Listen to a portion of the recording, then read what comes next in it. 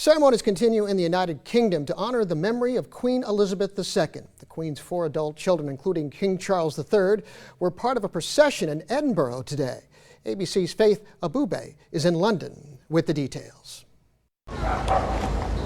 For the first time since Queen Elizabeth's death, King Charles III and his siblings Princess Anne, Prince Andrew, and Prince Edward in a royal procession close behind their mother's coffin. A sea of mourners watching, the solemn cortege making its way down the Royal Mile from the Palace of Holyrood House to St. Giles Cathedral in Edinburgh. The coffin carried inside the church for a Thanksgiving and remembrance service. The Duke of Hamilton and Brandon placing the crown of Scotland atop the coffin, draped with the Scottish standard.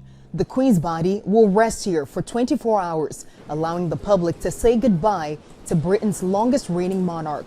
Retired teacher Marion Clemenson arrived just before 6:30 a.m. local time to catch a glimpse. I just can't believe that she's not here, because obviously the whole of my life I've known the Queen, and it was just Thursday was just dreadful news.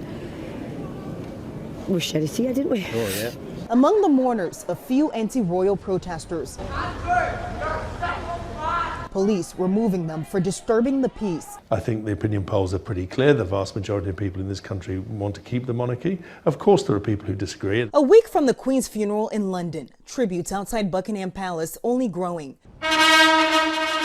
Earlier today, King Charles making his first address to Parliament, members expressing their condolences to the new King and Queen consort. Back in Scotland, the Queen's children holding vigil by their mother's side. And once the Queen's coffin arrives here in London, starting Wednesday, people will be allowed to file past the body 24 hours a day to pay their final respects until Monday, the day of the funeral. That day will be a holiday across the UK, and massive crowds are expected. In London, Faith Abube, ABC News.